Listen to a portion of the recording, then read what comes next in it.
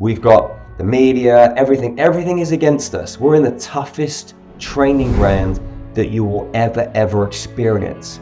At the same time, it's amazing, because if you can crack the codes here, you can crack the code anywhere. You know, there's billions of souls that are trying to queue up to come down to Earth. They don't just let anyone in. If you're here on planet Earth, you're a spiritual gangster just for being here. You have to train for billions of years to even get a shot at trying to come here. It's like going to Harvard University. They don't let everyone into Harvard. They don't let everyone onto Earth. There's a lot of evil in the world. But at the same time, all of this evil and all of the things that go on, they're pressing us and squeezing us and pulling us and twisting us to try and ignite that thing that's inside of us, that spark of potential, to help us stand in our power and step up and say, no more. I'm going to create a whole new set of rules and regulations for me in my life. And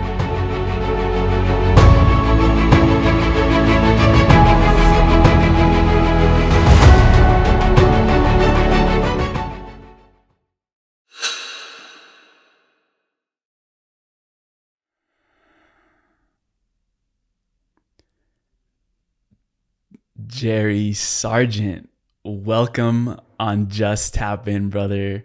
What are you most excited about right now in your life?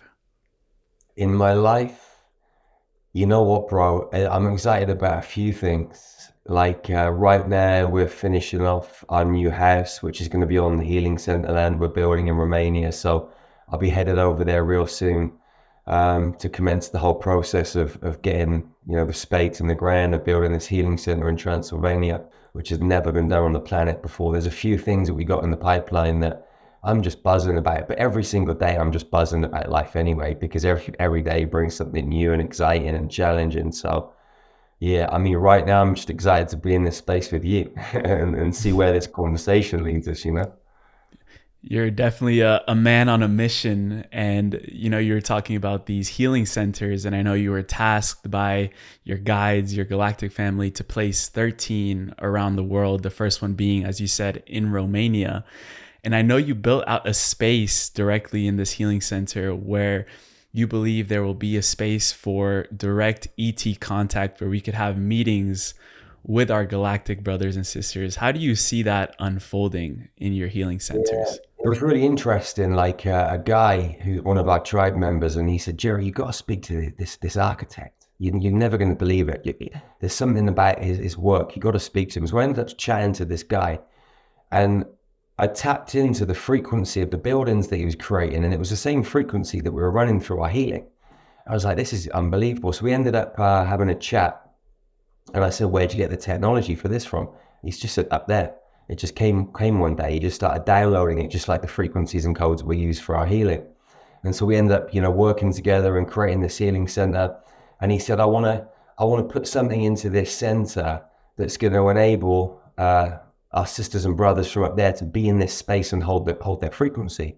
So he's created this kind of like really interesting egg-like structure. Like, I'm not even sure what shape it is. It's not even an egg, but it's like an egg. It's like a sphere and an egg mixed together.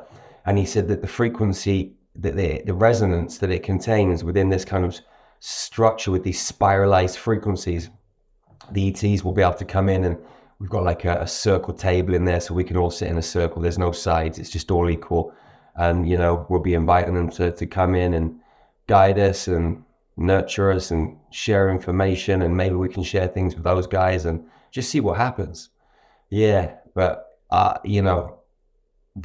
future is the past, and the past is galactic, and we've been on Earth many times with galactic information, and we've tried to share it and we've done well, but then we've screwed it up. The dark and light balance has tipped, the equation's gone a bit wonky.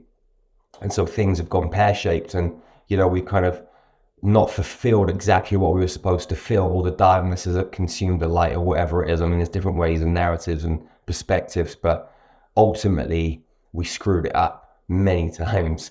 And so like this time around on planet Earth, I see there's such a huge collective consciousness rising, and everybody's really focused.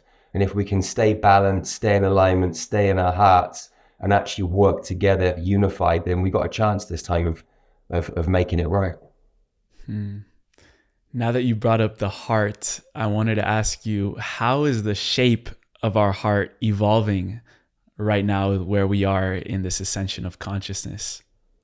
Yeah, I mean, the micro and the macro are extensions of each other. So our body is like an extension of the universe, and the universe is an extension of us. And every planet, sun, moon, star is inside every cell in our body, every galaxy, every universe, every multiverse. And if you look at the kind of structure that we've been playing this game in on planet Earth, but not just planet Earth, out through the galaxy and beyond too, there's been this kind of cubed holographic structure in place. And so the cube in this third dimensional space has been a cubed structure. As we're evolving and moving through the dimensional fields, and our vibration and our mathematics are shifting, we're switching from a cubed based heart structure to like a dodecahedral heart structure, so like a 12-sided shape. And actually, there's a very kind of specific protocol that you've got to go through, which activates this heart. And then when you've got the 12 sides, beams of light frequency, electrical energy comes out of the hub and plugs into 10 tetrahedrons around the body, which is the multi-dimensional Merkaba field. And when those 10 tetrahedrons spin, which has 12 points on, they all whiz into a beautiful sphere, and the sphere houses the 12, which is the number 13.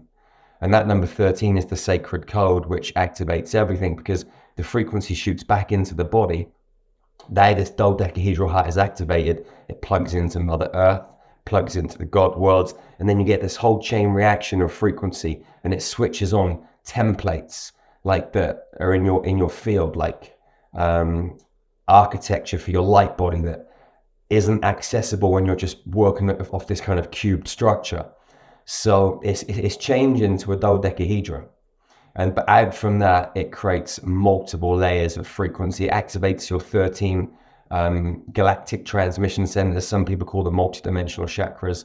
We call them transmission centers because they transmit data. Like they're bringing electrical energy down and magnetic energy up. And the Earth, celestial goddess magnetic frequency plugs right up into the God worlds. And the electrical masculine plugs right down into the Earth. And then that creates the Holy Grail. And then when that Holy Grail activates, this kind of cylinder in your central column moves into a beautiful pillar around your body. And that's when the magic happens. And within all of this, there's just so many mathematical components. But this heart coming online, this higher dimensional heart, is the key. And I know you've said that there's these expansive plasma waves that are entering the Earth's orbit that are allowing these types of mutations to happen inside of our physical, dense bodies. Is this a process that are we going to be actively changing this shape into a dodecahedron of our heart and other biological changes? Or is it just the waves of light, the plasma light waves that are coming into the planet, that is a natural process that's going to take place for everyone? It's kind of both. Like, it's a natural process for all humans, but the problem is there's little pieces, bits and pieces that are stifling the natural process. It's like water's supposed to be clean, but they put fluoride and atrazine in it, which fluoride in its natural state burns through concrete, messes up your pineal gland. Atrazine can change the sex of a male frog to a female frog. And this is in our water. So water should be great. We should be drinking it and it should be activating us and keeping us healthy. But there's things inside of it that stop that process. In our light body architecture, we've got things that are stifling our process too. So up above your head, they have these kind of like seals that they put in our transmission centers. They try and spin our own Merkaba field, which is around our body, the wrong way. Or they spin both tetrahedrons the same way. And what happens is you've got a rod and a staff through your body, okay, running vertically and horizontally. And when they spin, they create quantum energy in your body, which helps with eternal life force. But they manipulate this with electromagnetic devices, mind control technologies. So it should be a natural process. It is a natural process. But there's things in the way that are stopping it. So some of us naturally come online. Other people need a little tweak. It's obviously like if you've got a car and something goes wrong with your car. I don't know how to fix cars. So I've got to go to the garage and I've got to say to the mechanic, listen, bro, something's wrong with my engine. Can you please fix it? So he comes in with his spanners, his tools, and he gets it right. So someone would come to me and say, Jerry, listen, things aren't quite right with my vibration. So I'd go in with my spanners and my tools, and I'd tweak their light body, and I'd undo what needs to be undone, or put back in place what needs to be put back in place, or spin correctly what needs to be spun correctly. And then the energy starts to flow. And then that natural progression kicks off again. It's like dominoes. You hit the first domino and they all go down. But if you've got like a wall in the middle of the dominoes, they're going to hit that wall and boom, they're going to stop falling. So you take out the wall, then the rest of the dominoes go down. It is a natural process, brother, yeah. But we've got to just step in a bit sometimes too. And when we think about homeschooling, for example, we think about a very different experience. And I know you homeschooled your children, but a very different type of homeschooling. I know you mentioned that with your son, Josh, you would wake up in the morning very early, go into a meditation, and then end up in the mystery schools of ancient Egypt, learning from Thoth himself. And he's talking about these Merkaba activations. He's pulling out some mathematical codes. What exactly do you feel that Thoth was teaching you in the moment that then has evolved your work and your mission on the planet? Yeah. I mean, when I very first went there, I didn't know what I knew now. So when I very first went there with Josh, we were going like every day, a couple of hours every day for 9 months at like 5 o'clock in the morning. And we'd go on this kind of meditation journey, but end up in these mystery schools. And every day we'd be sat in classrooms and he was pulling out these scrolls. And on the scrolls were these codes. And the codes were the same codes that I got given when I went to Alpha Centauri. I got taken in a spaceship in 2009 to meet my Lyran family. And it was the same codes that got downloaded into my crown there. So he was showing me how to heal people. That's what I thought to start with. And that's all I kind of really took from it. So anyway, people started coming into my life that needed healing. So I was going away, practicing this stuff. It was working. And that's when I thought to myself, maybe I could turn this into a business and actually make some money out of this, probably legally for the first time ever in my life. So that's when Star Magic started in 2016. Now, since then, we've trained loads of people, facilitated loads of healing. But now I realize a lot more because I've been taken back to meet my Lyran family a number of times. They have been here to see me a number of times. There's 2 Lyrans that are always with me, Daron and Dodecahedral, like everywhere I go, 24/7, 365. So they're always guiding me. But they then introduced me to this tribe called the Karanu tribe, which are a tribe from Avion in the cradle of Lyra, so where the first Garden of Eden was. So I've been back there. They were like kind of crystal white, diamondy, kind of like humanoid felines. Some lions, lionesses, but also like jaguars and pumas and different kind of cat-like beings.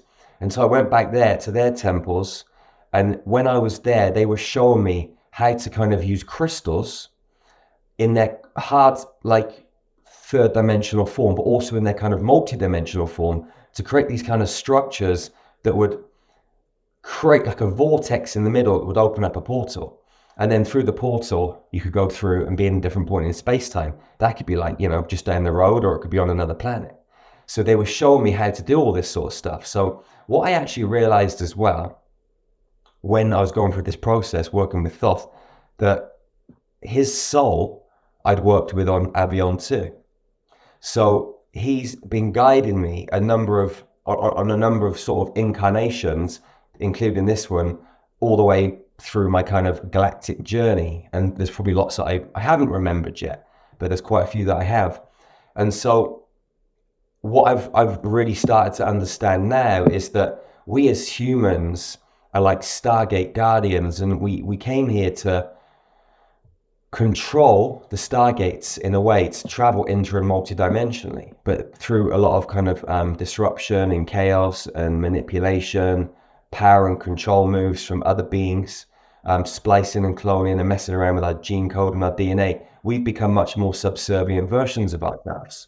And we're supposed to be these kind of like 12, 13 strand activated human angelic beings, like with 6 digits on each hand, massive big pineal glands, like traveling in our Merkaba fields, and all of these multi-dimensional abilities that some of us are picking up on here and there. All of us should have all of them. They're really natural for us. And actually phasing out of reality and phasing into another reality is just like picking up a glass of water and drinking it, or going and having a shower or brushing your teeth. It's not supposed to be hard. But we've forgotten all of this stuff because when we enter this incarnation, because of a number of different reasons, one of them being our memory gets blank slated, we forget. And so we come back and it's like Groundhog Day all over again. But what I've been remembering is how to actually take our physical body, not just our light, through these Stargate systems. And it all comes down to mathematics. And not last year, but the year before, I hired the whole Giza pyramid for my birthday.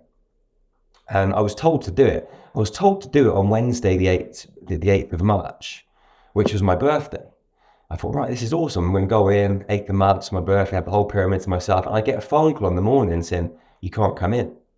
You need to come on the 11th, which is Friday night at 11 p.m. on the 11th. I had to go in on the 3rd of March, 2 years ago. So anyway, I went in and I went down to the well. I had all the lights off and everything, so I had a tiny little head torch on. Went down to the well, came back up, went into the Queen's Chamber, had a couple of sort of activations, and then went up into the King's Chamber. Lay down in the middle where the sarcophagus, should be. Used to be, yeah. Yeah, used to be, yeah. And I went through this kind of activation with the Dodecahedral heart, switching on my whole multi-dimensional Merkaba, all of these like elements of my light body. And all of the walls in the King's Chamber, they turned orange, and then they collapsed. And all these beings came in, and like I never really get scared. I never go into fear. But at this point, I was like, just breathe, Jerry. Yeah, because it was like they were everywhere. They were walking next to my head. They were looking down at me. And I was just like, you got this, There was loads of positive ones and loads of ones that weren't positive. Anyway, what happened is all of these frequencies came into the King's Chamber, and my soul, my light, everything came out of my physical body. And what they did is they took me up through certain Stargates. We're up through 3, 5, all the way up through Stargate 12, which is the Arimatina Gateway. And they took me through this bend. It was like an arc. And they were telling me this is the Ark of the Covenant. Okay, there's also the Ark of the Covenant, the actual device that was used in the King's Chamber. But the Ark of the Covenant activated the Ark of the Covenant. So it's a mathematical formula. And so they took my body through this bend in space-time up to the God worlds. And I'd been on this journey anyway by bringing my light out of my body and my soul and actually traveling. But I'd never been through this particular process.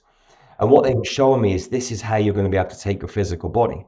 But we just need to get our vibration up a bit more. We've not got enough DNA activated at the moment, but we will do. And so they brought me back down. When I came back down, my body was facing the other way, literally minus 23 degrees. And I just knew that it was 23 degrees. And I know that the Earth's axis is supposed to be off minus 23 degrees. And I was wondering, like, did my body move or did the pyramid like change the other way around? I don't know. Like, I think it was my body, but I had no recollection of that because I was out of it. So it was a whole amazing, beautiful experience. And they were just showing me how the whole kind of teachings is how to re-engineer your mathematics, and then how to use the upgraded mathematical template to move through the Stargate systems. Because if we tried to go through them now, they'd either not recognize us or they might fry us to pieces. So we've got to be mathematically in alignment to be able to do that. Yeah. And Metatron's cube is the key. With those 13 spheres, because those 13 spheres in Metatron's cube, that central sphere is the kind of key.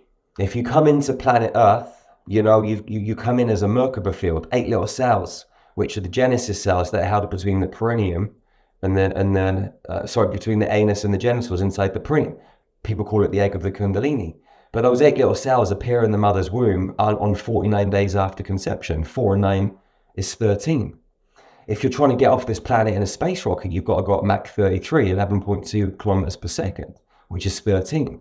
If you want to get out of the Giza pyramid or out of the pyramid in China, or there's different gateways and pyramids you can go through, but I just went through the Giza one. It's all about the number 13 because you've got to activate the 13 star constellations to activate the 13 transmission centers, the 13 points on the multi-dimensional Merkaba field, including the sphere. And then within that, when you add up the mathematics on all of the Stargates that you go through, it breaks down. 13, 8, like all of these numbers, these Stargate numbers are in there. So this number 13 is the key, but Metatron's cube is like the doorway. Because if you look back through our galactic history, we went through a number of different dimensional kind of frequency drops, and consciousness was kind of getting out of control, and we were dropping so much down through the dimensional fields that certain high frequency beings put Metatron's cube in place to contain this reality. But you don't put you don't make a house without a door, right? So if you're gonna contain something, there has to be a way out. Now you might not have the key because they need to be contained, but when they become clever enough or elevated enough or expand enough, they're going to find the key. The key might be underneath the floorboards, the key might be in their heart, but the key's somewhere. And Metatron's cube is the doorway out, as well as it being the house that contains us. So what we've kind of been shown through these mathematics is that when you're moving around through dimensional spaces inside cubed structures, you move at 90-degree angles. But at 90-degree angles, you're only ever going to stay inside the cube. But if you start moving in spirals, you can spiral at a different rotation, and the spiral takes you out of the cube naturally. The cube can't contain a spiral. Okay, but the cube can contain 90-degree rotations because they're locked into the matrix of the cube. So it's about switching on this kind of spiralistic, crystalline mathematical code, which links you back to source and amplifies your whole energetic template. Whereas most of humanity right now is running off the Fibonacci spiral. In the Fibonacci, 1 plus 2 equals 3, 2 plus 3 equals 5, 5 plus 3 equals 8, and so on. Like 8 has to eat 5 and 3 to make itself. 13 has to eat 8 and 5. But if you look at the crystalline mathematics, you got 0 plus 1 plus 1 plus 2 equals 4. 0 plus 1 plus 2 plus 4 equals 8. So 8 is always connected through the other ones back to 0. So through the crystalline mathematics, you're always plugged into the source code, the God worlds. But through the Fibonacci mathematics, which is what the banking system runs off, which is what most businesses run off, most contractual agreements run off, it's all Fibonacci based. So even our own physical bodies, if you look at like Leonardo da Vinci and all these things, it's like Fibonacci mathematics, but it's a trick. It's a complete another trick. Even nature looks beautiful, but nature isn't running off the correct mathematical template. So what we're doing when we're re-engineering our own physical bodies and our own mathematical templates, because as within, so without, as above, so below, as we re-engineer ourselves, we re-engineer the whole cosmos. And then you get that kind of to and fro stream of information. It's like going into a healing session. If I'm going to work on you, bro, I'm working on myself too, because we're the same. So when I work on myself, all the planets in the galaxy are healing, and all the planets in the whole multiverse are healing, and all the galaxies and universes beyond that. So yeah, it's a beautiful kind of mathematical transition that we're going through. And when it comes to upgrading that computer code in our biological body, where we could potentially take our physical body into the Stargate portals and go into other galaxies, planets, dimensions, why would we want to do that? And in ancient times, why were they using these pyramids and these Stargates to be able to be connected with other star systems? Well, why do we go to Greece? Why do we go to Australia? Why am I coming to America on Thursday? Because I want to connect with some beautiful souls over there. I want to travel the lands. I want to see what it's like on this planet. This planet's an amazing planet. I mean, there's so many places that probably you and I have still got to explore on this planet. Imagine if we had a whole galaxy to explore. Imagine if we had a whole universe or a whole multiverse. And then what about the multiverses beyond those multiverses? Like, why would you not want to go and visit these places? Like, there's so many different types of places just here on the planet. But imagine what it's like throughout the galaxy. There's billions, trillions of planets just in our galaxy. So for me, I mean, I've had experiences where I've met extraterrestrials, good ones and not so good ones. But all of them have been amazing experiences because I've learned and grown so much. I would love to be able to just, go in my physical body somewhere else right now, and just take off and land on a beach somewhere and just be chilling with a few of my ET pals, you know? Like, why not? At the same time, there's the possibility to do that out of body. Okay, but it's a whole different experience going out of your body than in your body. It kind of feels a little bit more real at some point, you know, going out of your body, you know, just being your soul, just being your light body, which is kind of cool because you can walk through walls and all that sort of stuff. But at the same time, you don't get that kind of total physical connection, you know, so there's different elements to it. And I suppose some people might say, you know what, I'd prefer just to be light. I prefer just to be frequency and code, and I just want to go. And that's cool. I want to experience everything. And I know I probably have experienced everything. I just can't remember it all yet. So for me, I want to just go to these other planets, have a look around and see what it's like and see what's going on. You know, and there's so much out there, man. You know, we're like astronauts, cosmic astronauts, you know. We just don't need a spaceship to travel. We are the spaceships. You know, our energetic fields are the spaceships. Like if you see an extraterrestrial craft, like a sphere, it's in its Merkaba field, whizzing through space. We've got these Merkaba fields. We just don't know how to operate them properly. Yeah, and I told you this is the first show that we've recorded since I got back from 25 days in Egypt. And a week ago, literally on the dot almost, I was inside the Great Pyramid as well. Didn't have that experience of popping out to another Stargate, but I wanted to ask you because we hear a lot of talk about like going to Egypt and activating the temples, activating the pyramids. But it seems like in your case, the pyramid was already active. It was more about restructuring yourself to be able to use it to how it was originally used in that sense. So going back to the golden age of ancient Chem, they were traveling, they were utilizing these pyramids for this particular reason. Where else in the world, because you talked about there's other Stargates, I'd love to bring that to the surface of what other Stargates, apart from just the Giza Plateau, can we start to learn how to tap into in the future?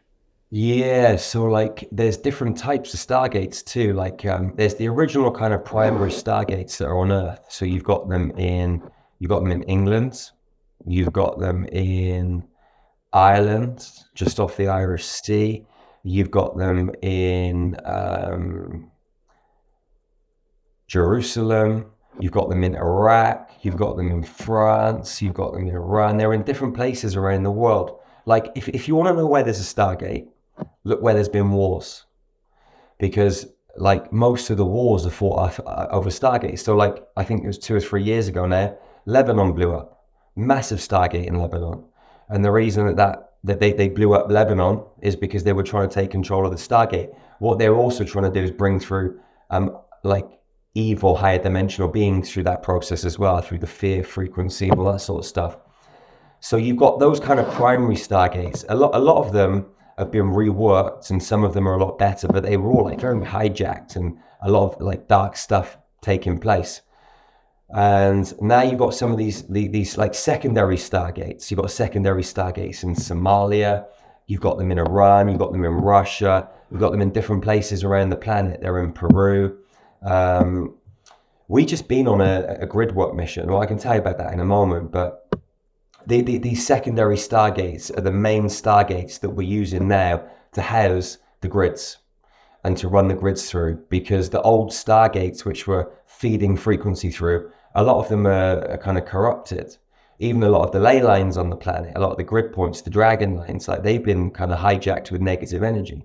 And a lot of churches, a lot of schools, a lot of hospitals, they're all built on ley lines. So they suck that negative energy into them and use that to feed off planet beings. But that's a whole other story. But these Stargates are really important. And what's even more important is us. Because if humans were not on planet Earth, all the Stargates would close it. It's a fail-safe mechanism that was put into the architecture. So we got keys inside of us.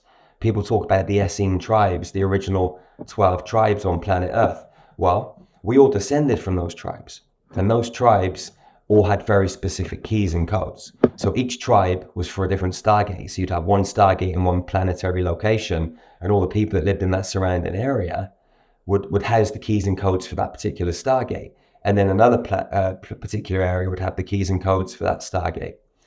So we as humans, this is why they keep us dumb but alive. Or they try and keep us dumb because we're waking up now. But they want to just feed us McDonald's and crappy foods and infiltrated water and, you know, stuffing our foods in the air, the aluminium, all this sort of stuff. And then they use, obviously, the Wi-Fi, the Wi-Fi to activate all those things, to switch us off. But we're having this conversation right now because we've remembered. And there are thousands and millions of other people around the planet that have remembered, and consciousness is expanding. And we're remembering why we came here. That we're planetary custodians here to guard this sacred Mother Earth and to go through this ascension process with her and to take her from this kind of space that she's in, this frequency band she's in, into a higher dimensional space. And we're going to rise with her. She's going to rise with us. It's like a big team effort. So the dimensions are shifting, and the Stargates play a really big role in that kind of frequency shift. Mm-hmm. And we're also coming off 2 big eclipses, a lunar and a solar eclipse. And while we were in Egypt, we did 2 big, I wouldn't even call them meditations. They were vortexes that we created with my good friend Alunia, which I know you're going to be in the Galactic cruise with her. So I'd love for you guys to link up. But she mentioned that in eclipses, or the information she received about eclipses, is that is a period of time where the veil thins, so dragon energy can come in more into the planet. So you brought up the dragon ley lines. What is the role of dragons throughout human evolution, and what we're experiencing now with the reemergence of dragons? And it's almost like people want to be talking about dragons now for some reason. So what is the deeper layer there? Yeah, like, so humans, as we are at the moment, we're kind of like babies. You know, we've got so much to remember. And if you look at dragons, they've been through what we're going through a long time ago. So we're people say that we're in the kind of like the Kali Yuga, the age of darkness, in this kind of like last kind of cycle, right? And dragons went through that billions of years ago. Dragons used to be very, very dark at one point. And they went through their whole ascension process. It was very tough for them, wars, all sorts of stuff, just like we have on planet Earth. So they've been through exactly what we're going through. And they're here right now guiding us. They also helped build the infrastructure of Earth, along with some other beings. They helped build the infrastructure. About, what are we in now? We're in October, aren't we? So in June this year, just gone a few months ago, I was introduced to these beings that I'd never met before, and they were called the Cosmic Grandfathers. And each Cosmic Grandfather was massive, like 70-foot, huge heads like the size of a car. And each one of them represented a multiverse. And there was like this realm of these grandfathers that I got taken to. And within this realm, there's like these main 8 grandfathers, but there's also loads of other ones, and they all represent like a galaxy or a universe, which is still massive, but still much smaller compared to these big grandfathers that held this kind of like multiverse frequency. They're really powerful, really kind though. And they started sharing with me how the father isn't capable of supporting the mother on planet Earth because the father isn't mature enough. But the grandfather is mature enough to support the mother because women develop faster. They mature quicker than men, spiritually, in a more advanced way. And this is throughout the whole galaxy, not just on planet Earth. So these grandfathers are really important. So they shared a lot of knowledge with me and stuff. And then they introduced me to these 15 locations around planet Earth. They said, right, Jerry, what you got to do is go and buy these crystals. I have to buy these like unakite crystals, which are like these green dragon eggs, and these 2-pointed clear quartz crystals. And they told me to go to these 15 locations, bury the crystals. Anyway, I got a map of the world. I ordered one off Amazon, put it on my kitchen table, and I drew all the little dots. And I drew them together, and they formed a perfect dragon's wing. I was like, no way. So anyway, I scrapped everything that I was doing the end of July and all of August, because I knew I had to go on this divine mission. So me and my girlfriend, our videographer, Cherie, bought a load of plane tickets, and off we went. And we went to these 15 locations. Like, we went to Ethiopia, Syria, Russia, Easter Island, all these out there places all over the planet that created this dragon's wing. None of these places that we went to were where were where any of the original Stargates are. So it was like completely new grids that we were setting up. They told me they were called fusion grids, and they were the 7th dimensional grid structures, the architecture to hold the new divine mother, the new divine feminine frequency coming to Earth. So the grandfathers have orchestrated this with the dragons to send us on this mission. Anyway, we're in Ethiopia, and so many amazing things happened in Ethiopia. But I got the download when we were in Ethiopia that this dragon's wing is actually a key. And it's the key to activate the solar clock. And so I was asking, what do you mean it's the key to activate the solar clock? And I was told that the solar clock is what's going to create the solar flares that everybody's talking about. Like, people are talking about these big flares coming from our galactic space into Earth to activate DNA. But what I was shown is that these 15 points on this grid around the planet, if you lift them up holographically and you lay them over a universal template, they all plug into different galaxies. So what happens is this clock, it plugs into these different galactic spaces and it starts to anchor the frequency. And then you activate the clock. And then what happens is it starts to compress time and space. Not really time and space, but just space. And what happens is, it's not like the clock ticks backwards or forwards, it just compresses energy. And as it compresses energy and pulls in the frequency from all of these galactic spaces, star systems, planets, galaxies, it gets to a convergence point. And then when that happens, there's a massive explosion. And then that's when the frequency hits Earth. That's the real solar flares. And what's going to happen is humanity's DNA is going to get upgraded in one fell swoop. So last Saturday, 500 of us got online, and we all held space, and I went through this process with everybody, and we activated the solar clock. It was an amazing experience.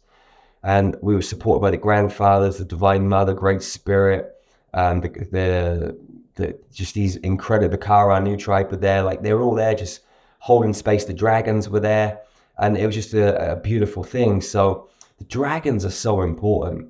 And I've just been given the tail. So I'm going to Hong Kong in the end of October, going to New Zealand at Christmas. So we're going to lay the grids for the tail. I don't know whether there's going to be another wing and another body. I don't know. It's a whole puzzle. Yeah, it's a puzzle. So we're going to go and do the tail and then just see what happens from there. I love that you brought up the divine feminine, the divine mother, because I know from learning about your story, you were raised being not very well treated by women. And it's almost a lot of the times the other way around. But in this case, it created this rupture within, the feminine energy for you. So I'd love to speak into how you've worked through that, how you've healed that, and healed also the divine mother within yourself to be able to carry out what you're doing in a way that is balanced, in a way that isn't, resentful toward the feminine in that way. And by that way, like, we need to have mirrors of the other story, because if it's only, the women being oppressed by the men, that's a one-sided story that we can't really counterbalance. But how have you found that healing within the divine mother within you? Yeah, it's been challenging, very challenging. I grew up not actually really realizing it until I got a bit older, but I just hated women. I absolutely detested, women. And I was all angry at women, just had no respect for them because of what happened when I was a child. In my birth process, you probably read the book, the story, but like, it was quite intense. And, the first few women in my life, my adoptive mother, my first foster mother, my first school teacher, I just got beat, raped by my first foster mom. So like, different things, and so I always had this kind of thing, like, and it's just deep inner work, bro. And the thing is, there's been so many times when I've thought, yep, I've cracked it.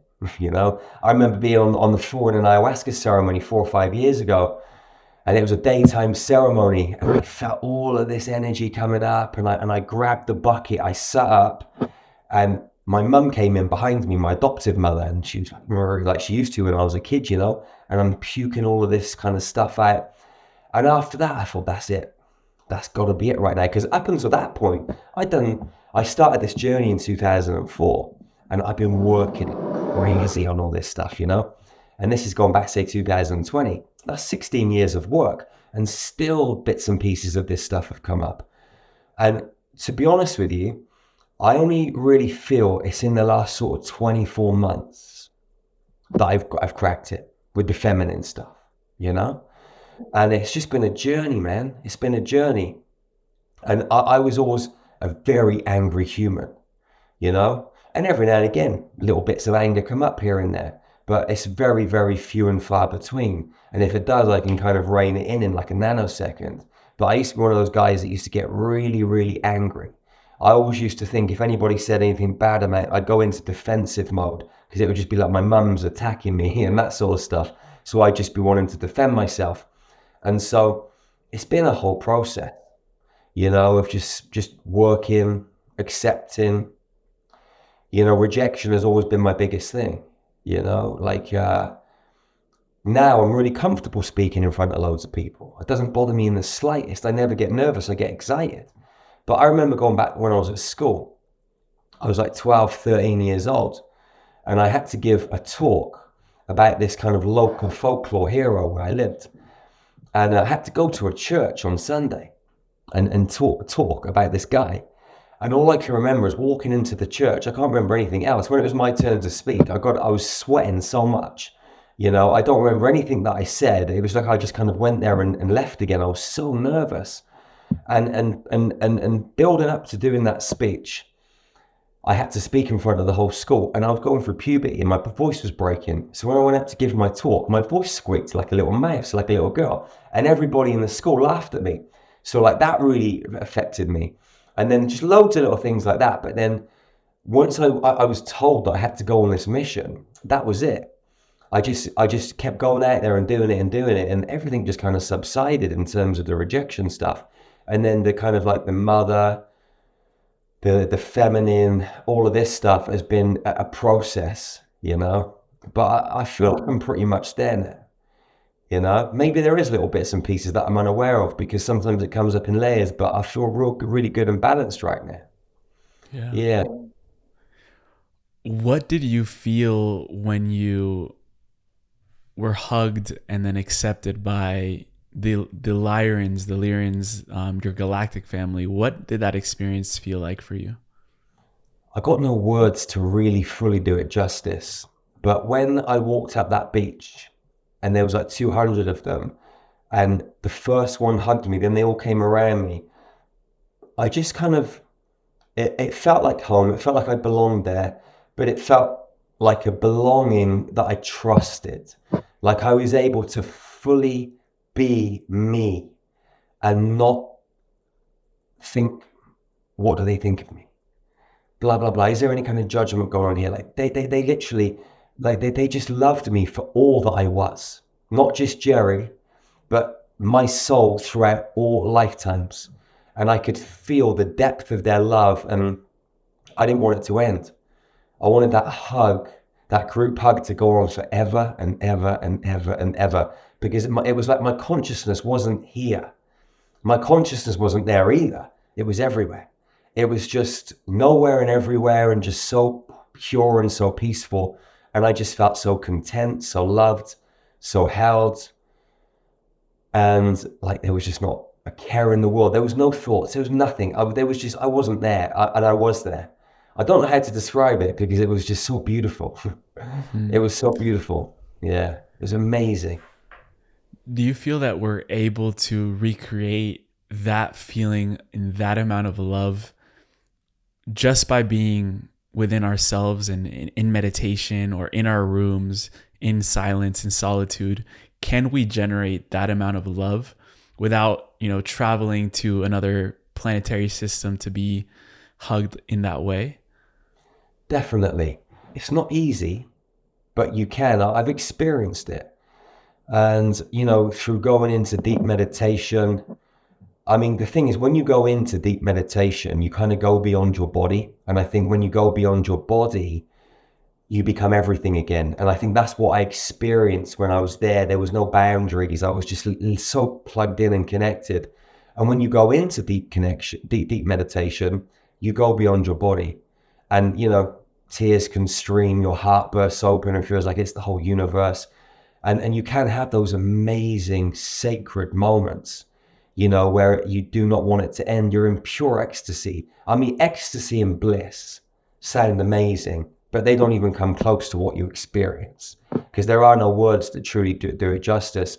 And I've had experience with other people in medicine ceremonies, meditation workshops, on our trainings. I tell you something, right? This is amazing, right? We started a new workshop in July, just gone, and it was called Savage Man, and it was a workshop to bring men into a space. We did circuit training, exercise, cold ice baths. We did lots of meditation, breath work. We boxed, we sparred. We taught them how to fight. We did everything. And it was about breaking men down mentally, physically, emotionally, and spiritually. And, teaching them these grandfather teachings so they could be grandfathers to go back out into the world and nurture their families and stuff and themselves. I think it was like 3 or 4 days into it. One of the guys, he had his ribs broken when we were sparring. Oh, So wow. he came in the next morning, and he was in pain, a lot of pain. Broken ribs are nasty. And about 2 or 3 weeks before, or a month before, he'd split up with his missus, and she'd taken the kids and stuff, and they were going through this kind of experience. And ribs protect the heart. So whenever you've got broken ribs, it's because someone stabbed you in the heart emotionally. Like, that's the kind of emotional trigger for broken ribs. Like, the body's a communication device. So I said to him, listen, what we're going to do is we're going to lie you down in the middle of the hall. We're going to get all the men in a circle, and we're going to do a ritual ceremony for you, bro. So anyway, we laid him down in the middle. I spoke some light language, took everybody into this kind of space. We were stood up holding hands, and I just told everyone to open their hearts. And I put some music on, and just some ceremony music, and the music started playing, and we just stood there and opened our hearts as men. I was crying my eyes out, bro. Like, I didn't realize that men could come together and create that much love, and it blew me away. Everyone was blown away. So we must have stayed there for a good 20-25 minutes, holding hands, hearts open. I kind of wound the music down. We let go of our hands, and we all went and put one of our hands on his body, and we were literally just loving him with everything that we had, no thoughts, just loving him as much as we could with all of our hearts. And he got back up, and his ribs were better. And like, for me, it was just, yeah, I mean, I didn't really think this, but I think there's a part of me on some level that thought this, that you need to have kind of this feminine frequency in there with the female to be able to muster this kind of love. But when the men really drop into their hearts and they get into alignment, that divine feminine and divine masculine imbalance is so powerful. And I think there was like maybe, I think 28 of us in the room, on this kind of workshop. It was a 13-day workshop, and so 28 men creating this powerful energy, and it blew me away, brother. It's amazing. You get in on the next one of those. Cool. I'll be there. Pleasure. Wow, what a beautiful story. It shows you how powerful it is when men come together to heal in their hearts. And I've had glimpses of what that feels like as well. And it's definitely a powerful energy. And I think any woman can attest that when they're truly held by a man in that way, it's the most healing container that can really bring out the feminine magic. It could bring out the gifts. It can bring out a lot of beautiful things. And also going to another of your healing facilitator trainings, you had this woman that had a spine issue, and you said, who volunteers? And the only kid that would volunteer was a 10-year-old boy who went and healed this woman without touching her, just energy work. What was that like, seeing such a young vessel step into his power and heal a woman? And is that the next wave of children that are coming into the world right now? Yeah. So there was a magical experience, like there were 78 people in the training. It's in California 2 years ago. And I said, like, this lady, she had kyphoscoliosis, which is like an S shape, but also twisted like a corkscrew, real nasty, very painful. And like, we've got 100% track records on bent spines. Every single one we've straightened without any touch at all. We do it on every training, and we do it remotely as well.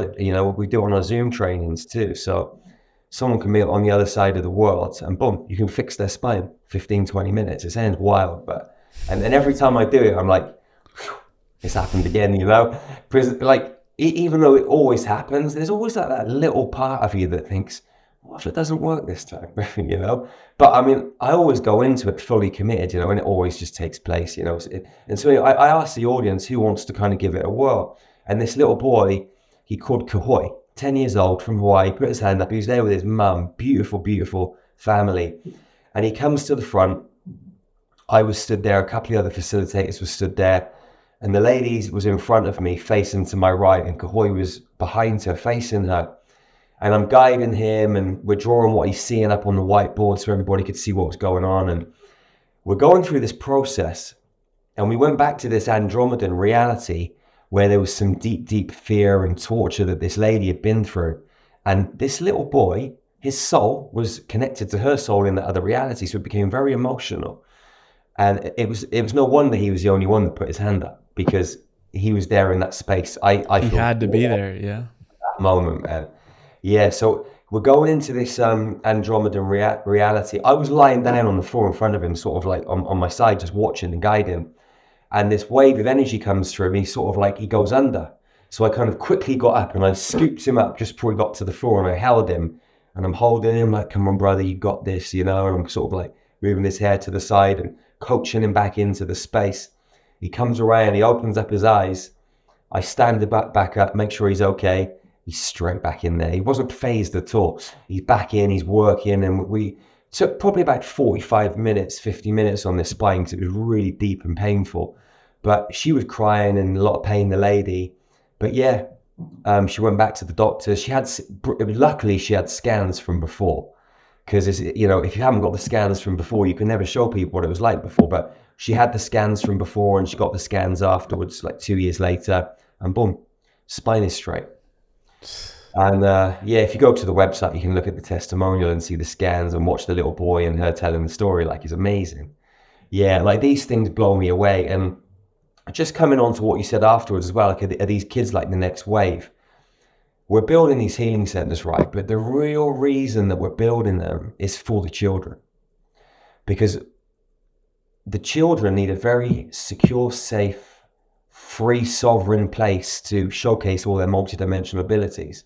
Because the kids coming down onto the planet now, they're like next level, little Jedis, with lightsabers. They know they've got the tools, the skills, like, they've got it going on. Like, their whole energy system's different. So what I want to do is to build these healing centers. I mean, we're going to have lots of adults, people all over the planet. We'll train people. It's going to be amazing. But it's also going to be a playground for the children.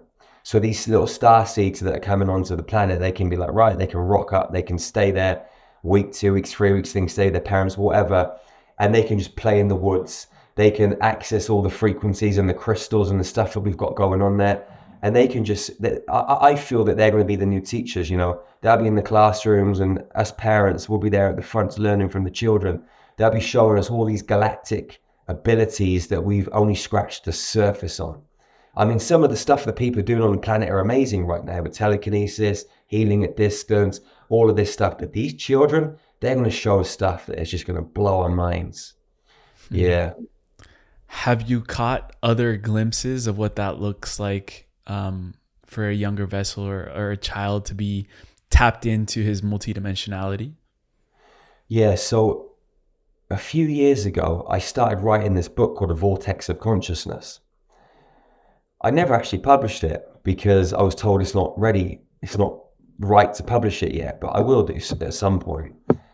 But I was on my laptop just tapping away, and I literally fell through the computer screen, and I ended up on a bridge, and it was like grassy, and there were sides to the bridge. They were quite low, and there was like a little stream or a river underneath. And I walked up this kind of like grassy bridge, and it opened up, and it was all grass everywhere. And I was told we were on a planet called Bevericon, which is in the constellation of Boots, like an Arcturian threshold. But it was a planet where a lot of beings come through to either upgrade or downgrade their kind of their light body, ready to transition to another planet. So they had all these big healing chambers and temples, and they took me to this kind of like crystalline castle.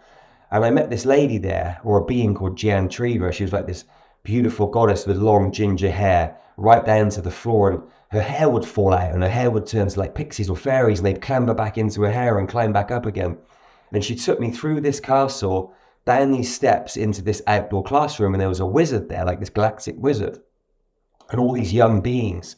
I don't really know how young they were. They looked like children to me, but they could have been quite old because they were galactic. I don't know, but they looked like 5, 6, 7, 8, 9, 10, 11, 12-year-olds, like human children. And they were levitating. They had these balls of light. They were throwing them through the air. They were spinning them around, opening portals, and they disappeared through the portal. Like, they wouldn't go to the portal. They just disappear from where they were into the portal. Like a quick flash of light. I was shown all these different things in these classrooms. And I've been back there a few times. I've actually taken meditation groups there because it's so cool to watch, you know. Wow. So we go to galactic places, yeah. I on this planet as well, we also went to like a flying school. So they had these little crafts made of light, and they would be operated by consciousness. So you get into these crafts, and it was like, imagine you're a human going to the gym, and you went to do a circuit training session with obstacles and hang bars or whatever it was, you know. You go through this circuit. There was like a circuit for a spacecraft, like obstacles. So they were showing us how they went through, and we were getting into these vehicles in our meditations and going through this kind of obstacle course for spacecrafts. It was amazing. Yeah, it sounds nuts, but like, yeah, it's when you're there and you're going through it, it's 100% real, you know. Do you feel like right now humanity is ready to welcome all of this multi-dimensionality in children into the current systems of the world? And I can assume the answer is going to be a no, but how do we then change the current systems in the world to be able to fit this new paradigm, this new wave of children that are coming into the planet right now? Yeah, it's interesting because, like, you know, I'm sat here right now, we're sat here together, right? And we're having this beautiful conversation. And most of the conversations I have on a daily basis are with people on this kind of frequency. And so you kind of get into this bit of a bubble sometimes. And you know, when you're in that bubble, you ask this question, it's like, hell yeah, we're ready. But then you go out into the world and you go into a different reality field and a different vibration, and we're not ready. You know, we're not with the kind of schooling and the business architecture. You know, there are a lot of people waking up, but there are just so many people still asleep. And when I was shown this kind of activation of the solar clock, I was told it can happen in the next 5 to 10 years. But even in the next 5 to 10 years, there's still going to be a lot of people that struggle with this stuff. So there's a lot of work that we've got to do on this planet to expand in consciousness, raising the vibration and coming together. You know, I feel that all we can do as individuals is really work on ourselves. You know, we can never really change anyone else. I mean, you know that. So we can really just ignite ourselves to our maximum potential and keep going and always strive for that next level and allow our frequency and code to flow through the space and ignite those divine sparks of potential inside other human beings. At the same time, if we come together as a collective, you know, if we come together as a collective and we really get into our hearts, I mean, we had 28 odd men there at that Savage Man workshop. Imagine there was 280 men or 2,800 men or 2,800,000 men, or, you know, 5 million, whatever it is, what's the next number up. But like men and women, half and half, you know, it doesn't have to be just men, but like a collective of unified souls, all with that same like goal. And the goal is just to be present. And when you move into that state of present and the heart opens, boom, you know, magic's happening, alchemy's taking place. And so I think unity is the key. And a lot of people at the moment, they think, well, we're going through the fifth dimension. We're moving into the third, from the third to the fifth dimension, through that kind of mental fourth dimensional bridge. And everyone's like, well, the fifth dimension's all love and light. What the grandfathers told me was that this is the dimension of chaos. Okay, this isn't the love and light dimension.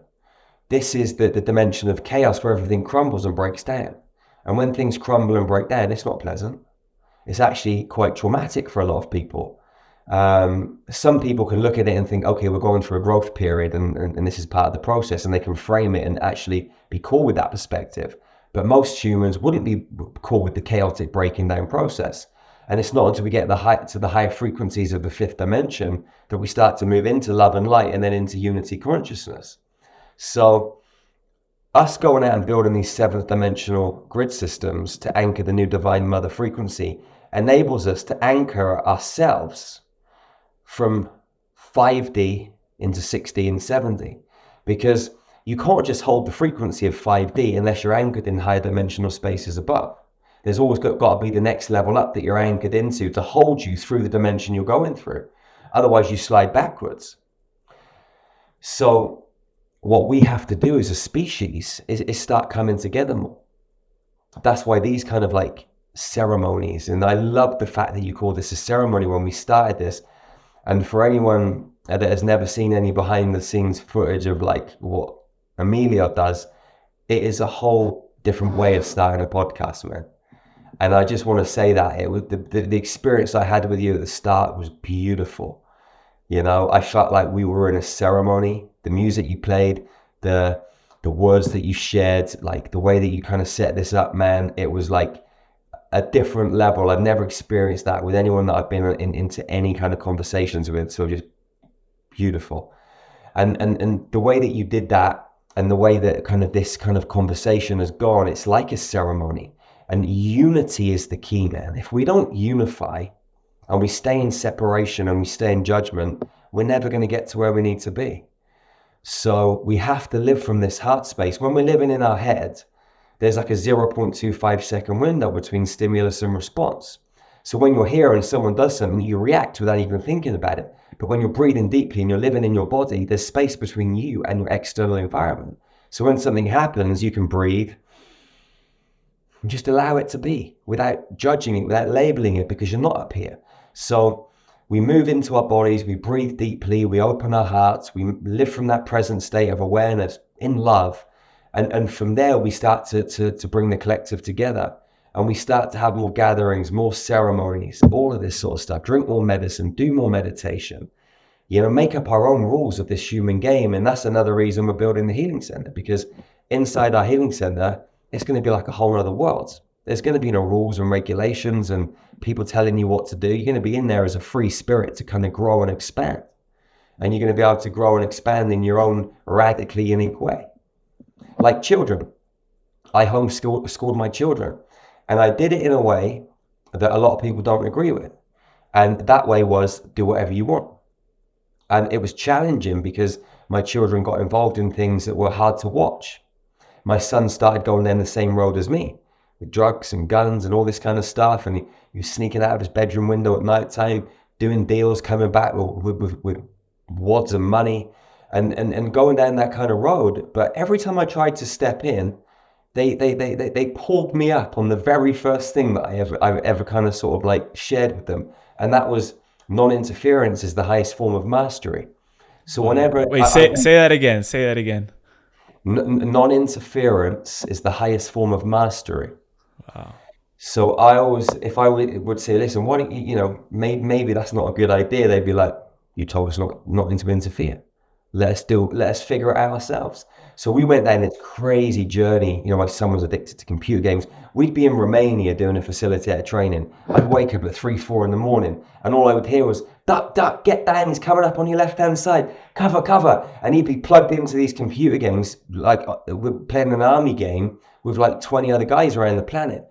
We went through 2 years of this stuff, and I just have to kind of let it ride out. But in the end, the universe had a really awesome way of kind of bringing him back into balance, and he made his own choices to get to where he needed to get to. Now he brews ayahuasca, now he runs medicine ceremonies, now he travels with me all the time. So, and he's facilitating healing every day. So he's gone from that to that, and that was his own process that got there. But allowing someone to be free is the only real way that they're ever going to discover themselves. And that isn't always a pleasant process, but it's the best process if someone's going to really, really grow. And sometimes that process can like go the wrong way, because someone could get entrenched into some madness and darkness and never come back. But I think, you know, if everything's always, you know, meant to be the way that it's meant to be, so you just got to trust in the process, you know. We spent the first half of our journey in Egypt going through all of the temples from Aswan all the way to Luxor. And the way that the temples are laid out is a reflection of ourselves. It's a reflection of the creation of the universe. You have the sanctuary, which is in complete darkness. And then you have the semi-light and then the absolute light. And for me, that the biggest teaching there was that I was called to go directly into the sanctuary every time I stepped into any of the temples. And we had a lot of private access at night, especially. So there was no light in the sanctuary. And I realized that I had to get very attuned with the darkness, with my own deepest fears, so that I can step into working with light. And before that, I had in my mind that, you know, the darkness was there and shadow work is important, but not to this level of how the temples show you that you need to go there and you need to be in that darkness in order to come out and get lost maybe in the darkness, and maybe you can't see for a while, but in the end, it's all leading you back to your own divinity. And I would just love to even reflect on that of what have your experiences been in these ancient sites, in the temples? I know you take also people to the Philae temple of Isis. We were there twice. Just such a magical energy. What do the temples mean to you? Yeah, I mean, every single temple has a particular set of frequencies. And like we were talking about before we came on, like the frequency is changing every year. I think we've done 5 tours there now, and we'll be doing our 6th tour next March. And every year we go back, I find it gets better. It gets more upgraded. The frequency is different. The grids are changing. What you can get out from the temples in terms of like the activations is just, the game's raising all the time. I don't feel that the temples themselves have changed. I feel that the grids are being activated more underneath the ground, and we as humans are getting activated more, so we're ready to experience the next level. It's like they say, like the teacher will appear when the student's ready. And I feel we're like the students and the temples are the teachers. So as we become more upgraded, they'll show us a little bit more. You know, as we kind of get a little bit more in tune, they'll be like, well, actually, there's another level here, guys. You know? When you go into the King's Chamber, when you first walk under that very first bit, there's like a little gap. And if you stick your head into it and you sing or chant a particular tone, it activates the chamber in a way that it's not like if you walk in there normally. So when you activate the chamber and you walk in this higher dimensional format, you get access to much more information. And there's loads of little tricks like that. So it's about us taking ourselves to that next level. And then we get an extra key to the next door. And that door before was previously invisible. And all the doors are invisible. And until you get onto that right frequency, you can't see them. In terms of like the darkness and stuff, I feel like the darkness is where the magic happens. You know, it's like a caterpillar going into a chrysalis. Like they're wrapped in that goo, in the cocoon, and they're mush, and they're in darkness. and they don't know when they're going to come out, but they just got to kick back and relax and just let the journey take place. Scientists have cut caterpillars out from chrysalises before it's time, and the butterflies can't fly because their wings aren't ready. So being in the darkness makes you stronger. And, the darkness is the womb of the whole universe. When we're in our mum's bellies, we're growing, we're being fertilized, we're being, activated in there. We're downloading all that cosmic energy from up there through the womb and through the birth, or the process of being a baby in the womb until we come out of the birth canal. But going into the darkness, like going down into the well in the Giza pyramid, going into there's if you go into the Saqqara pyramids, if you go into where they've got all the rejuvenation chambers on the Giza plateau, like going down into all of these spaces underground, they're all dark. Well, some of them aren't so dark in the daytime because they've got lights on, but if you get the private visits that you're talking about, what we normally do is we just unplug the lights. Yeah. Unplug the lights and just get in the darkness. And you get held in such a beautiful frequency. I remember the first time I went to Egypt, I went with another group, this German group, and we went into the king's chamber. And I got inside this sarcophagus, and I went inside of it, and all of these electrical ants came in, and I was gone. My whole consciousness disappeared. I don't even know where I went. It was just, and then the guy was saying, Jerry, we got to go. And I was like, what happened? I didn't even know. The energy was so strong in there. I've tapped back into it since and saw where I went, and they took me to this kind of, it was like a golden temple full of like code, full of pillars, and there was a flame in the middle, and they kind of healed me and gave me some activation in there, but I wasn't aware of it at all because I just kind of disappeared. But just tapping back through certain methods and finding out what happened. But there are so many possibilities when you're in the darkness of those temples. When I was in the king's chamber, completely in the dark, the place turned orange. It was completely lit up, like it had more powerful lights than any light you could buy from any electrical store. It was brighter than bright could be. I could see everything so clearly, and I was in pure darkness. So I think, if we can make friends with the darkness and start to love the darkness and let the darkness nourish us and nurture us and help us, then, we're going to gain so much from it. When we go into the darkness, we've got no one to sit with apart from ourselves. And when you actually sit with yourself and you just allow yourself to be with you, you start to really uncover things about yourself that you never even knew. You start to understand your thought processes, your feelings. You can go back through your human lineage, your galactic lineages. You can delve into the labyrinth of your heart and explore your own consciousness. There's nothing else. There's nothing to reflect you, nothing to mirror you. It's just dark. And there's nowhere to escape to. You're just there.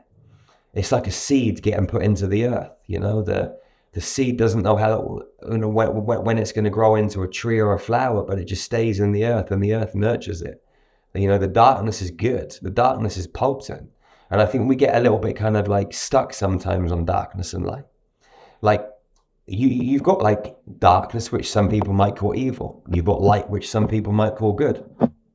Actually, if you play in the light, you're never going to be powerful. If you play in the darkness, you're never going to be powerful. But if you bring the dark and the light into equilibrium, then you can master your full power. Because we've all got darkness and light inside of us. We can get a knife, break bread and go and feed someone, or get a knife and go and stab another human and kill them. It's the same knife. It's the same human. And it's the same person that you're either feeding or killing. What changes? Just what you decide to do with the energy. And so the force is there. You get to choose what you want to do with the force. Just like in Star Wars, you can use the force for the darkness, or you can use the force for the light. But those that truly own their power and become Jedis, they master dark and light. Because if you bounce around in the light, you're only going to be half full. The darkness, you're only half full. Yeah, and the Jedi comes from ancient Chem. Absolutely. Like the Jedis, like they come to Earth every 13,000 years. Again, this number 13 is such an important number. And what's happening now, this period that we're going through at the moment, this is the 13,000 year period. We're the Jedi, so we're the real life Jedis out of Star Wars that have come to Earth to restructure this human template, to restructure this planetary template, and to switch and activate all of us and the planet back on, so we can raise the frequency and go through this ascension process. And the Jedis, the warrior gods, the warrior goddesses are much needed. What does it mean to walk this life as a spiritual gangster? So I feel we're all spiritual gangsters. You know, like a spiritual gangster has an unfuckwittable mindset. Like, you can't knock a spiritual gangster off of their railway track. You can't derail them in any way, shape, or form. They will just do what they want to do because it's the right thing to do. It's truth, it's justice, it's what their values adhere to.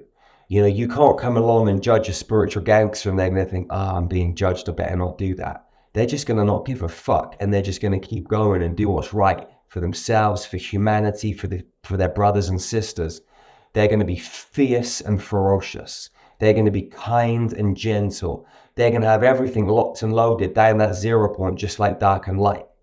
Okay, they're ready to fight if they need to fight. They're ready to hug and love if they're ready to hug and love. And I think that's what all humans have to be like. A lot of people in this spiritual community are all love and light and rainbows, and they think they have to go and sit under a treetop dressed in white like Jesus or Mary and meditate for 2 hours a day. That's never going to get anyone anywhere. You know, Jesus was not on this planet trying to tell people that he was the one. He was trying to tell people that we're all the one, that we've all got this Christ consciousness inside of us. We're all powerful Jedis, we're alchemists, we're architects, witches and wizards, powerful beyond measure. And, you know, we all have this Christ light inside of us, and it's time for us to wake up this divine spark, this diamond spark in our heart, access that God word source potential, recode our mathematics, and step fully into our power. And that is what a spiritual gangster is all about. You know, if you're not a spiritual gangster, then you're going to succumb to judgment. You're going to succumb to what other people think about you. I mean, if I listened to everything everybody said about me, I wouldn't be on this call with you today. I'd be wrapped up under my covers in my bed thinking, shit, please go away. Like, you know, praying for someone to come and save me. And that's another thing, like a spiritual gangster, they know that it's on them. Like, you know, in your reality, no one's going to help you, man. Like, unless you help yourself, then you're not going to get anywhere. You know, now I know that, you know, as you kind of raise your frequency and you connect with more beautiful souls, men, women, whoever it is, you can work together in teams and you can all amplify together. But ultimately, that first part of the journey, you got to walk it alone. No one's going to help you. No one's going to save you. No one can do it for you. No extraterrestrial is going to come and save us. And that's another reason, coming back to your question earlier, they're not going to come down right now because we're not ready, because we haven't stood in our power. We haven't stood up against the powers that are controlling this planet and saying, listen, this is our planet, we're taking it back. We're still too dumb to realize that we should come together to actually win this spiritual war. And we don't win it by fighting physically. We win it by being intelligent. By literally saying no to all the things that control us and saying yes to all the things that don't. And the things that don't are love. It's very simple. Love, kindness, peace, you know, all of that sort of stuff. But at the same time, if you've got to throw down, you've got to be ready for that. So you need to be physically, mentally, emotionally, spiritually strong in all senses. Like, this is a really interesting story. Like, I went to meet a lady a few years back, about 6-7 years ago in Turkey. She runs one of the biggest spiritual organizations in the world. And at the time, she was 94 years old. So I went into her office in Istanbul, and we're sat there talking like non-stop for hours, like about all this beautiful esoteric stuff. And we got to the end of the day and she said, listen, I'm hosting something this evening. Would you like to come out for dinner and that, and come to this thing she's putting on? I said, yeah, definitely. Anyway, her kind of like PA or whoever it was came in with a motorized Zimmer frame. And this lady gets up and she's on the motorized Zimmer frame. And I was like, what? I've just been talking to you for 6-7 hours. You know, we've just been going like into all different things, and you're on a motorized Zimmer frame. Like, she was so sharp at 94 years old. I said, what happened? Why are you on this motorized Zimmer frame? She said, I've been bringing so much cosmic energy through my body for so many years that my nervous system is fried from my waist down. She said, I can't walk. She said, if I knew what you youngsters know these days, doing all your breath work, getting down the gym, intermittent fasting, eating clean, she said, I wouldn't be like this. She said, but I just didn't understand the effect that this cosmic energy was having on my body. I didn't prepare it for the frequencies that were coming through. So she said, now I can't walk. So that Wow. really helped me realize, like focusing on the physical is so important. Like, it's great flying around in the ether. It's great connecting with all these other beings. We love it. At the same time, we're here in this physical body and we've got to look after this vehicle. So important. Yeah. That's a really great way to balance the spirituality with the 3D, is allowing ourselves, the temple, to be taken care of, so that we can have these experiences. I love that you merge those two together, and also ending it with that message of being inside of our power. I feel like just that in itself, when we can shift into our power, dropping not only from the intellect, but going into our heart and in our solar plexus, that's where all the energy is stored. That's where really our multi-dimensionality resides. So, Jerry, we end every show with a segment called The Final Trio. Just little rapid fire questions that we ask at the end. But before that, where would you send people to connect with your work, your trainings, your events, all of the beautiful things that you're creating in the world right now? Where would you send people? Yeah, I would say just go to starmagichealing.org.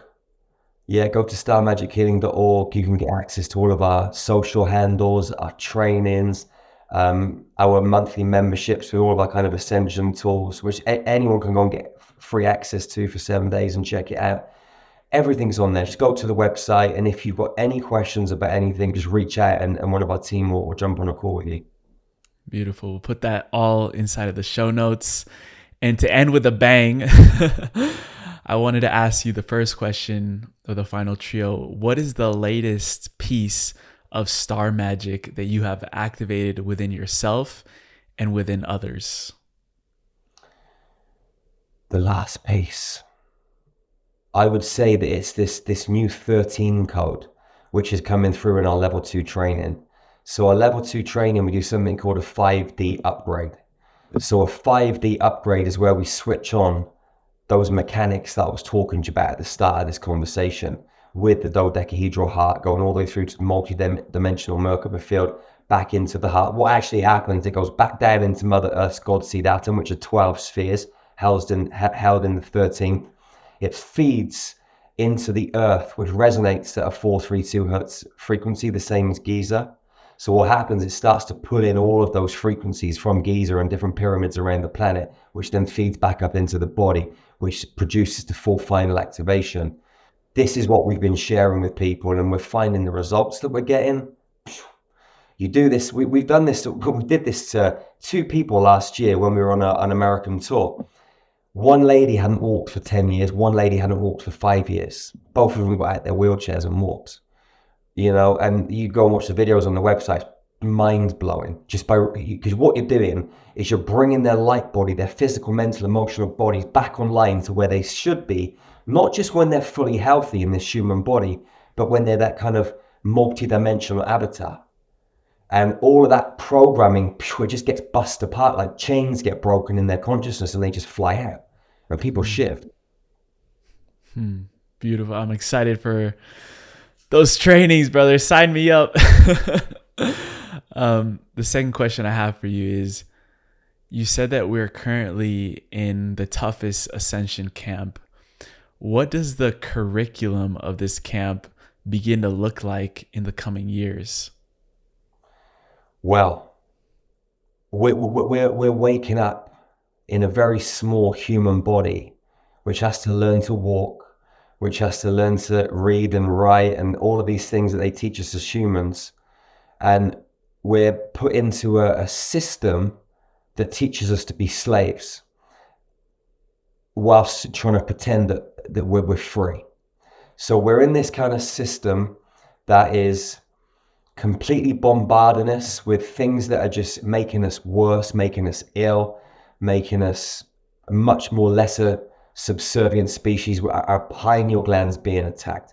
Children are coming on their periods, girls at 6, 7 years old, because the pineal gland stops developing when they reach puberty. So they're bringing them on puberty earlier. So over 3 or 4 generations, we create a much more subservient species. We've got the media, everything is against us. We're in the toughest training ground that you will ever experience. At the same time, it's amazing, because if you can crack the code here, you can crack the code anywhere. You know, there's billions of souls that are trying to queue up to come down to Earth. They don't just let anyone in. If you're here on planet Earth, you're a spiritual gangster just for being here, you know, because they just don't let anybody in like that. But you have to train for billions of years to even get a shot at trying to come here. It's like going to Harvard University. They don't let everyone into Harvard. They don't let everyone onto Earth. Now, when we're here, we think it's, you know, it's horrible and it's shitty. And if you look at it from one perspective, it is.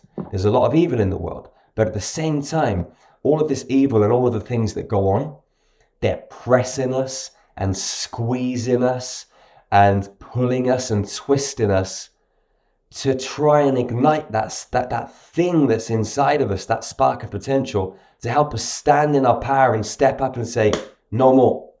I'm going to create a whole new set of rules and regulations for me and my life. And as we get deeper into this over these next years, it's going to get even tougher. I mean, look at what's happening in Florida at the moment. They've got all these kind of like hurricanes that they're manufacturing to wipe out all those beautiful homes and stuff, you know, to take control of certain lithium banks and stuff there.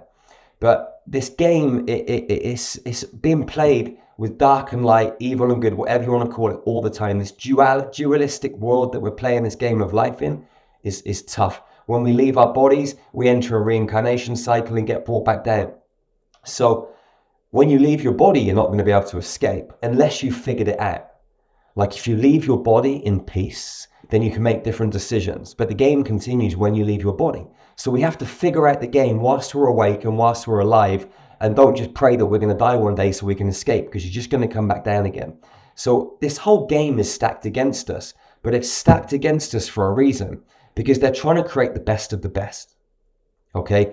You don't send, if you're going to send a platoon of soldiers into the toughest war zone in the whole galaxy, you're going to send them to the toughest training camp. You know, you're going to send them through SEAL training or whatever is SAS training like we have in the UK. The toughest soldiers come out the other side. Earth School is the toughest training camp, because what they're training us for, if we can make it, we're going to be able to go out into the world, into the universe, and start building new universes. They're training us to become a new builder race. This is another part of the game. They're training us to be a new builder race. There's lots of ancient builder races that have built planets and galaxies and universes throughout all time and space. But we are here right now to remember all of this mathematics and all of these skills and abilities that we once knew billions of years ago. When we were dragons, when we were different mythical beings, when we were the seraphim and the oraphim and some of these galactic angelic beings, when we were massive. And when we bring back online all of this architecture, we're going to sort of elevate and progress and have the opportunity, if we want to go out and build new universes. That's the real reason we're going through this training ground, you know? And whilst we're here, the training camp is going to do its very best to crush you. And that's why, you know, you got to move into that kind of spiritual gangster mindset to be able to weather the storm and rise. Otherwise, you're going to get squashed. All I can say is let's fucking go. I'm ready for it. Everyone listening is ready for it. The last question we end with, we call it the time capsule question. And it takes us to a scenario where we travel out 10, 15, 20 years into the future. I chose out those time frames because I feel like that is going to be a time when the younger generations of today are going to be stepping into leadership positions around the world more fully, more whole in themselves, more in their power. But also, like any great leader, they're going to need great mentors, great information, great wisdom, great knowledge around them, great tools. And you were given the opportunity to leave behind a time capsule for these leaders that they would open in 20 years down the line. And when they open this time capsule that you left behind, they'll be equipped with whatever necessary, a message, a tool, a book, anything, a code that you would like to leave behind for these leaders so that they're best prepared for this training ground, for this ascension camp, and for the new earth as a whole? What would you leave behind inside of the time capsule? It would be like a multi-dimensional capsule that they place into their heart, and when it went into their heart, it would spin. It would plug into their pineal gland and their genesis cells, and as it did that, it would alchemize their whole physical anatomy into their multi-dimensional avatar, and then frequency would come out of them and create like this huge bubble around them. And within that bubble, what they would see is a timeline. They would see the timeline from, say, 1,000,000 years ago up until this present day in time, or maybe 3 or 4 million years ago, get a really good handle on it. Or maybe even 300 million years ago, if you go back to when the Pleiadian Andromedans were here with the first Garden of Eden on Earth. Or maybe we even played it back to our galactic history. But they get a timeline, whatever we decided, so they could see all of the chain of events in a synchronistic order, to see where we've gone right and where we've gone wrong. And to know that we put them into a time-space like set of coordinates where they were fully activated in their avatar. All the lessons are map tagged for them. Now they got to choose. Where do you want to be? Where do you want to go? Do you want to go back and rewrite all of that bullshit history that we've been through? Or do you want to take the bull by the horns right now and ride it into the multidimensional stratosphere with love, with kindness, bring everybody together and start going and using the technologies that we've left for you to create heaven on earth and make sure that it stays that way for eternity? That's what I would share with them or leave behind. Thank you. And thank you for leaving us with that choice, because it's all our own individual choice, which timeline we're choosing, and then the one that we're going to create for ourselves in whatever parallel reality we choose to live in. So Jerry Sargeant, thank you for showing up with your power, your courage, your strength, and your softness and your sensibility to be able to bring such divine information to us. It's been such a pleasure. I feel like we're going to continue to work together for many, many years down the line. We'll definitely have to sit in ceremony one day in person. And I'm just continuing to look forward to what you're going to build. Attend one of your healing centers and bathe in those healing frequencies, maybe even with the ETs someday. But thank you so much, brother, for making the time and being here. Thank you so much for having me. It's been a pleasure, brother. Thank you.